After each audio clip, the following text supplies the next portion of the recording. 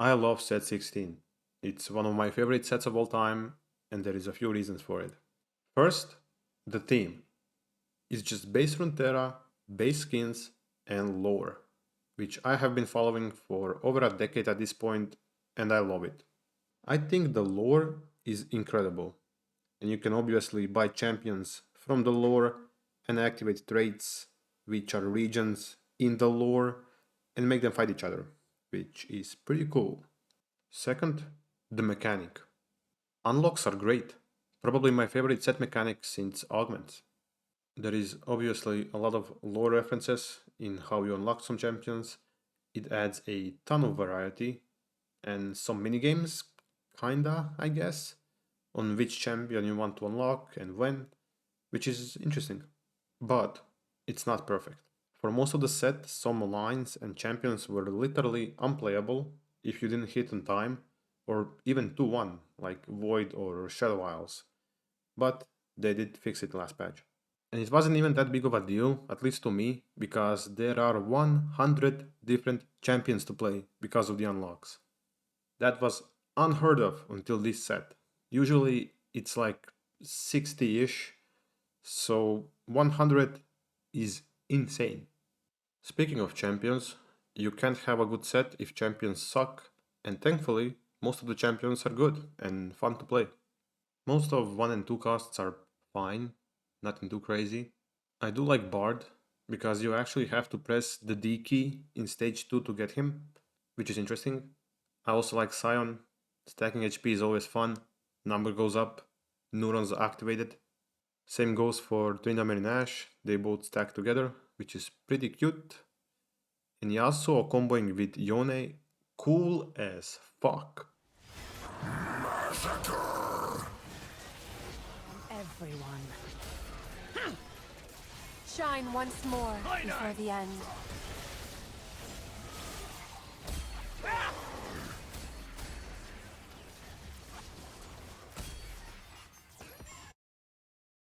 Three costs were a little bit underwhelming for most of the set, but that's more to do with power and balance than design. Because, for example, I did like Jinx's spell when she goes insane style. Ahri was also cool, LeBlanc, Zoe, Gangplank, Leona, all decent champions. It was just not worth 3-starring them most of the time.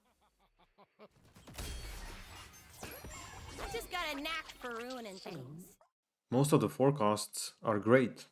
Velvet Slaps, literally. Kaisa is probably my favorite. She changes spell depending on which items you have, AP or AD.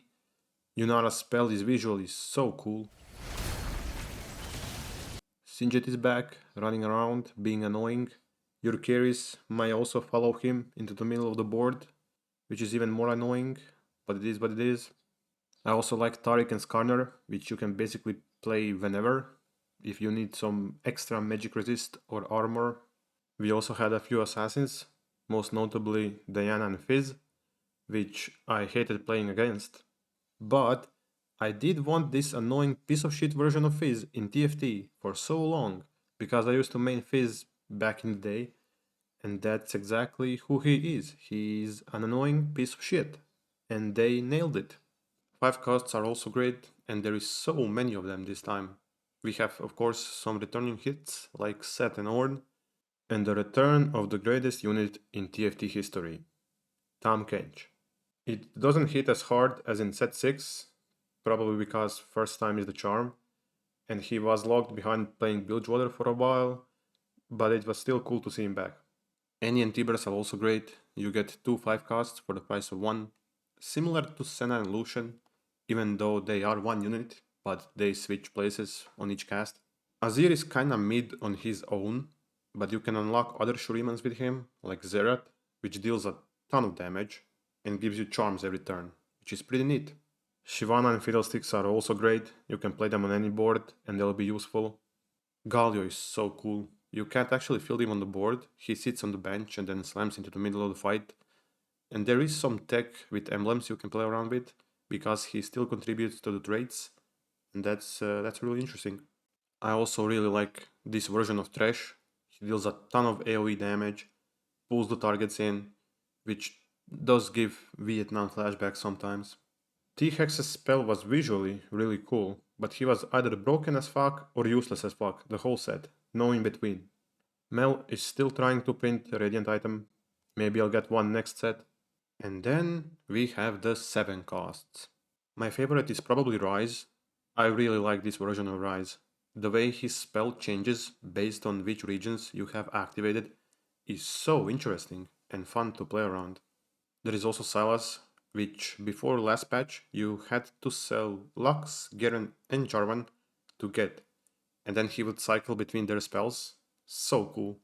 There is of course Baron, 2-slot, big ass monster. You can't go wrong with that. Aesol was also interesting, late game scaling dragon that starts dropping black holes. Pretty sick.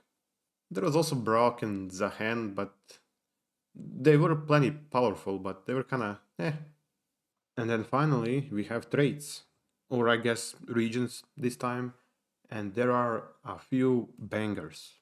I really like Bilgewater. You get a completely new shop with its own currency, and you can play it a few different ways. Like you can spend serpents early to make your board stronger, or save for later to get more powerful items. Ionia is also great, it changes from game to game, and I always like these traits. Ishtal is probably my favorite new one, a new spin on a cash out trait, where you get to complete a bunch of different quests throughout the game. I think it's so fun, and would like to see it return someday.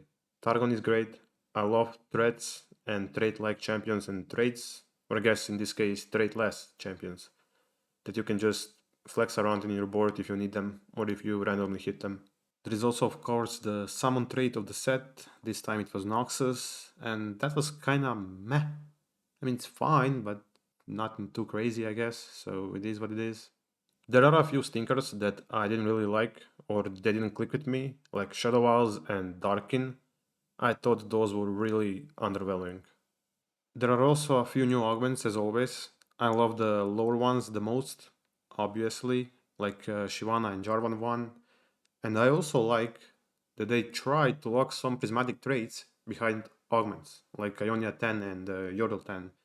I think it's a really cool idea. And finally, the balance. I don't usually like to talk about balance because there are so many more things I need to improve on my side of gameplay before I can bitch about balance. But as usual, there were some good patches, some bad ones.